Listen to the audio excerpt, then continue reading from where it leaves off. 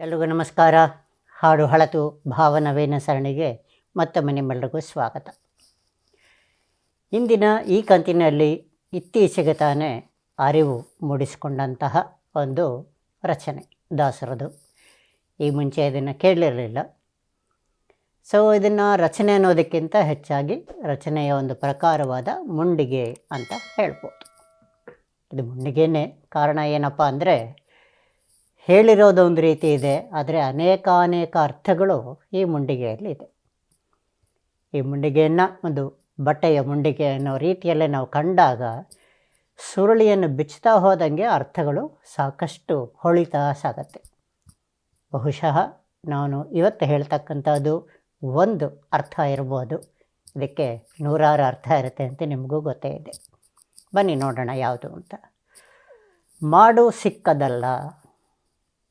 ಬಹಳ ಸೊಗಸಾದ ಒಂದು ರಚನೆ ದಾಸರದು, ಪುರಂದರ ದಾಸರದು. ಮಾಡು ಸಿಕ್ಕದಲ್ಲ, ಮಾಡಿನ ಗೂಡು ಸಿಕ್ಕದಲ್ಲ. ಜೋಡಿ ಹೆಂಡರಿಗಂಜಿ ಓಡಿ ಹೋಗುವಾಗ ಗೋಡೆ ಬಿದ್ದು ಬಯಲಾಯ್ದಲ್ಲ. ಏನಿದು ಬಯಲಾಯ್ತಲ್ಲ ಅಂದರೆ ನೋಡೋಣ. ಮಾಡು ಸಿಕ್ಕದಲ್ಲ. ಈಗ ಒಂದು ಐಡಿಯಾ ಹೆಂಗಿದೆ ಅಂದರೆ, ಮನೆಯಲ್ಲಿ ಒಂದು ನಮ್ಮ ರೂಮ್ಗಳಲ್ಲಿ ಮಾಡುಗಳಿರುತ್ತೆ. ಅದನ್ನೆಲ್ಲ ದಾಟಿ ಮೇಲೆ ಹೋದಾಗ ಅಲ್ಲೊಂದು ಅಟ್ಟ ಇರುತ್ತೆ. ಮಾಡುಗಳು ಅನ್ನೋದು ಶೆಲ್ಫ್ ಅಂತ ಹೇಳ್ತೀವಲ್ಲ, ಅದು ಗೋಡೆಗೆ ಇರ್ತಕ್ಕಂಥದ್ದು ಶೆಲ್ಫ್ಗಳು. ಇವೆಲ್ಲ ಒಂದೊಂದು ಮಜಲುಗಳು, ಅಥವಾ ನಾವೀಗ ಒಂದು ಮೆಟ್ಲು ಹತ್ತುತ್ತೀವಲ್ಲ ಆ ರೀತಿ. ಕೊನೆಯ ಸ್ಟೇಜ್ ಅನ್ನೋದೇನಿರುತ್ತೆ, ಅಟ್ಟ ಅಂತ ಒಂದಿರುತ್ತೆ. ಇದು ಒಂದು ರೀತಿಯಲ್ಲಿ ನಾವು ಅರ್ಥೈಸ್ಕೋಬೋದು. ಆ್ಯಕ್ಚುಲಿ ಮುಂಡಿಗೆ ಅಂತ ಹೇಳಿದಾಗ ಇದನ್ನೇ ದಾಸರು ಹೇಳಿರೋದು ಅನ್ನೋದು ನನ್ನ ಅನಿಸಿಕೆ ಕೂಡ. ಮಾಡು ಅಂತ ಒಂದಿಲ್ಲ ಅಂದಾಗ ಅಟ್ಟ ಅಂತ ಅರ್ಥ ಮಾಡ್ಕೊಂಬೋಣ. ಕೈಗೆ ಅಟ್ಟ ಅನ್ನೋದು ಸಿಗೋದಿಲ್ಲ ಸಾಮಾನ್ಯವಾಗಿ, ಅಲ್ವೇ? ಸಿಕ್ತು ಅಂದರೆ ಅದನ್ನು ಅಟ್ಟ ಅಂತಲೇ ಕರೆಯೋದಿಲ್ಲ. ನಮಗೆ ಏನು ದಿನನಿತ್ಯದಲ್ಲಿ ಬೇಡವೋ, ಒಂದು ನ್ಯೂಸ್ ಪೇಪರ್ ಓದಿರ್ತಕ್ಕಂತಹ ನ್ಯೂಸ್ ಪೇಪರ್ನ ಒಂದು ಎಕ್ಸಾಂಪಲಾಗಿ ಇಟ್ಕೊಂಬೋಣ, ಅಥವಾ ಯಾವುದೋ ಒಂದು ಹಳತು, ಇವೆಲ್ಲ ಅಟ್ಟ ಸೇರುತ್ತೆ. ಯಾವತ್ತೋ ಅದು ಕೆಳಗಡೆ ಬರುತ್ತೆ, ಯಾತಕ್ಕೆ ಒಂದು ರದ್ದಿ ಕಾಗದಕ್ಕೆ ಹಾಕೋಕ್ಕೋ ಇನ್ಯಾತಕ್ಕೋ ಬರುತ್ತೆ. ಅಥವಾ ಒಂದು ಚಟ್ನಿ ಪುಡಿ ಅವಲಕ್ಕಿ ತಿನ್ಬೇಕಾದ್ರೆ ಅದನ್ನು ಕಂಟೈನರ್ ಥರ ಯೂಸ್ ಮಾಡ್ಕೊಳ್ಳೋಕ್ಕೆ ಬೇಕಾಗ್ತಾಯಿತ್ತು ಒಂದು ಕಾಲದಲ್ಲಿ. ಇವತ್ತು ಗೊತ್ತಿಲ್ಲ ಬಿಡಿ. ಅಂದರೆ ಅಟ್ಟ ಅನ್ನೋದು ಹೆಂಗೆ ಅಂದರೆ, ದಿನನಿತ್ಯದಲ್ಲಿ ಬಳಕೆ ಆಗದೇ ಇರತಕ್ಕಂತಹ ವಸ್ತುಗಳನ್ನ ಸ್ಟೋರ್ ಮಾಡೋಕ್ಕೆ. ನಾಳೆ ಬೇಕಾಗತ್ತೆ, ನಾಳಿದ್ದು ಬೇಕಾಗತ್ತೆ ಅನ್ನೋ ರೀತಿಯಲ್ಲಿ. ಇನ್ನೊಂದು ಉದಾಹರಣೆ ತಗೋತು ಅಂದರೆ, ನವರಾತ್ರಿಯ ಗೊಂಬೆಗಳು. ದಿನನಿತ್ಯದಲ್ಲಿ ಬಳಸೋದಿಲ್ಲ, ಅದನ್ನು ನವರಾತ್ರಿ ಸಮಯದಲ್ಲಿ ಮಾತ್ರ ಬಳಸ್ತೀವಿ. ಇಲ್ಲಾದರೆ ಅದನ್ನು ಪೆಟ್ಟಿಗೆಯಲ್ಲಿ ಹಾಕಿ ಅಟ್ಟದ ಮೇಲೆ ಇಟ್ಟಿರ್ತೀವಿ. ಈ ಅಟ್ಟ ಅನ್ನೋದು ಕೈಗೆ ಸಿಗೋದಿಲ್ಲ. ಅದಕ್ಕೆ ಮಜಲುಗಳನ್ನ ಏರಿ ಹತ್ತಬೇಕಾಗತ್ತೆ, ಮೆಟ್ಲುಗಳನ್ನ ಏರಿ ಹತ್ತಬೇಕಾಗತ್ತೆ. ಮಾಡು ಸಿಕ್ಕದಲ್ಲ. ದಾಸರು ಈ ಅಟ್ಟದ ಬಗ್ಗೆ ಹೇಳಿಲ್ಲ. ದಾಸರು ಹೇಳಿರೋ ಅಟ್ಟ ಯಾವುದು ಅಂದರೆ ವೈಕುಂಠ. ಆ ವೈಕುಂಠ ನಮಗೆ ಕೈಗೆ ಸಿಗೋದಿಲ್ಲ, ಅದಕ್ಕೆ ಹತ್ತಬೇಕಾಗತ್ತೆ. ಪ್ರತಿಯೊಂದು ಹತ್ತುವಿಕೆಯಲ್ಲೂ ಜಾಗರೂಕವಾಗಿರಬೇಕು, ಜೊತೆಗೆ ಧ್ಯಾನ ಸರಿಯಾಗಿರಬೇಕು. ಕಾಲೆಟ್ಟು ಎಲ್ಲೋ ಹತ್ತದಾಗ ಎಲ್ಲೋ ಬಿಡೋ ಬಿಡ್ಬೋದಲ್ವ, ಅಥವಾ ಹತ್ತುವಂಥ ಶಕ್ತಿಯೇ ಇಲ್ಲದೇನೂ ಇರ್ಬೋದಲ್ವ. ಯಾವ ರೀತಿ ಬೇಕಾದರೂ ಆಗ್ಬೋದು. ಆದರೆ ವೈಕುಂಠ ಅನ್ನೋ ಒಂದು ಅಟ್ಟನ್ನು ಸೇರೋದಕ್ಕೆ ಮಜಲುಗಳು ಯಾವುದು? ಒಳ್ಳೆಯ ಕೆಲಸ, ದೇವರ ಕೆಲಸ, ಉಪಕಾರದ ಕೆಲಸ ಇತ್ಯಾದಿಗಳು. ಇವೆಲ್ಲ ಒಂದೊಂದು ಮಜಲುಗಳು. ಇಷ್ಟು ಮಜಲನ್ನ ಹತ್ತಿಬಿಟ್ರೆ ಸಾಕು ಎಲ್ಲ ಆಗೋಗುತ್ತೆ ಅನ್ನೋದು ಅಲ್ಲ, ಅದಕ್ಕೂ ಒಂದು ಕ್ರಮ ಇರುತ್ತೆ. ನೋಡೋಣ. ಮುಂದೆ ಹೇಳ್ತಾರೆ, ಎಚ್ಚರಗೊಳ್ಳಲಿಲ್ಲ ಮನವೇ ಹುಚ್ಚನಾದನೆಲ್ಲ.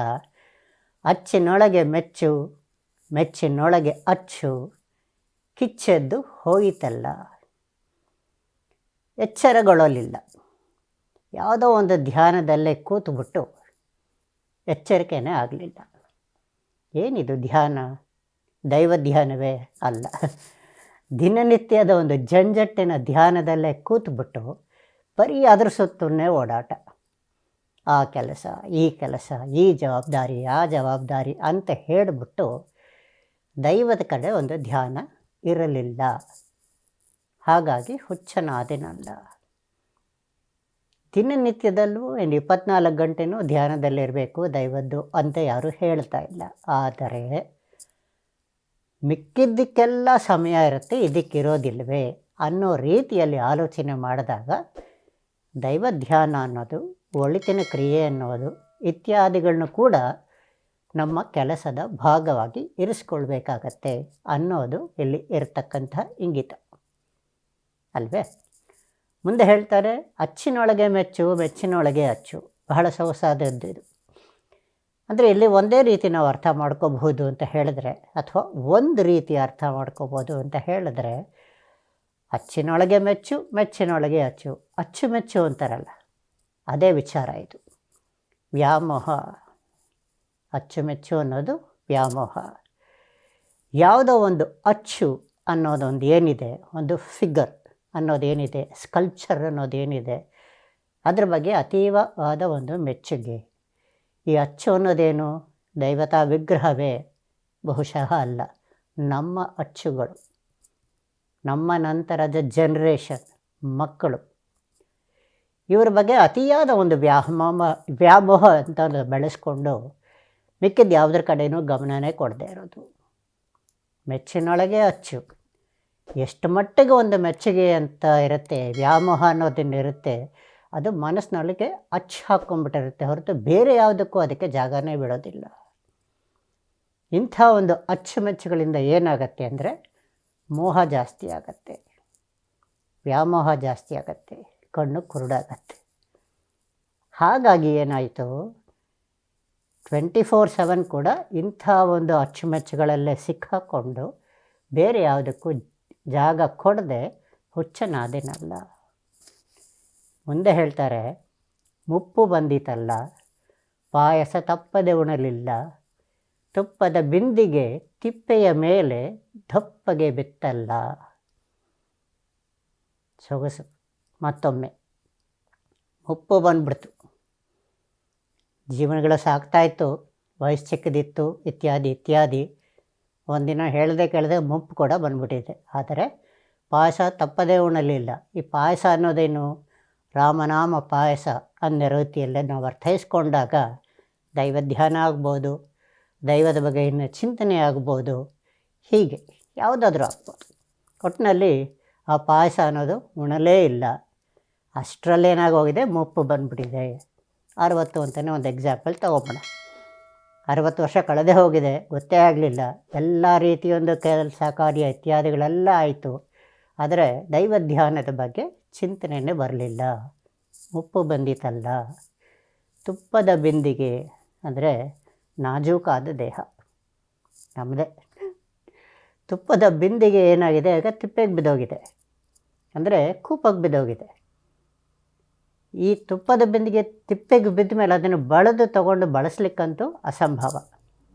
ಹಾಗಾಗಿ ಅದು ಹೋಯಿತು ಅಂತಲೇ ಅರ್ಥ. ಎಚ್ಚೆತ್ಕೊಂಡ್ರೆ ಅಟ್ಲೀಸ್ಟ್ ಬೀಳೋದನ್ನು ತಪ್ಪಿಸ್ಬೋದು, ಬಿದ್ದೇ ಹೋದ್ಮೇಲೆ ಬೇರೆ ದಾರಿಯೇ ಇಲ್ಲ ಅನ್ನೋ ರೀತಿಯಲ್ಲಿ ಹೇಳ್ತಾ ಇದ್ದಾರೆ ದಾಸರು. ಕೊನೆಯಲ್ಲಿ ಯೋಗವು ಬಂತಲ್ಲ, ಬದುಕು ವಿಭಾಗವಾಯಿತಲ್ಲ, ಭೋಗಿಶಯನ ಶ್ರೀ ಪುರಂದರ ವಿಠಲನ ಆಗ ನೆನೆಯಲಿಲ್ಲ. ಯೋಗವು ಬಂತಲ್ಲ, ಹೊರಡೋ ಯೋಗ ಬಂದ್ಬಿಟ್ಟಿದೆ. ಈಗ ಮುಪ್ಪೊಂದು ಕಡೆ ಬಂದಾಗಿತ್ತು, ಈಗ ಹೊರಡೋ ಟೈಮ್ ಕೂಡ ಬಂದ್ಬಿಟ್ಟಿದೆ. ಆದರೂ ಕೂಡ ಸಮಯವೇ ಸಿಕ್ಕಿಲ್ಲ. ವಿಭಾಗವಾಯಿತಲ್ಲ, ಬದುಕು ವಿಭಾಗವಾಯಿತಲ್ಲ, 2 ಭಾಗ ಆಗೋಗಿದೆ. ಇತ್ಲಾಗೂ ಇಲ್ಲ ಅತ್ಲಾಗೂ ಇಲ್ಲ ಅಂತಾರಲ್ಲ, ಆ ಥರ. ಕೊನೆಗೆ ಇಷ್ಟೆಲ್ಲ ಆಯ್ತಪ್ಪ ಜೀವನದಲ್ಲಿ ಅಂದಾಗ ಒಂದಿನಿತು ನಿನ್ನ ಧ್ಯಾನ ಮಾಡೋದಕ್ಕೆ ಸಮಯವೇ ಸಿಗಲಿಲ್ವಲ್ಲ ಅಂತ ಅಲವತ್ಕೋತಾ ಇದ್ದಾರೆ ದಾಸರು ಅಂತ ಅರ್ಥ ಮಾಡ್ಕೋಬೋದು. ಮೂಲವಾಗಿ ಹೇಳಬಹುದು ದಾಸರ ಮಾತುಗಳನ್ನ ಅಂತ ಹೇಳಿದ್ರೆ, ಅವರಿಗೆ ಯಾವ ಸಮಯನೂ ಸಿಗಲಿಲ್ವಾ?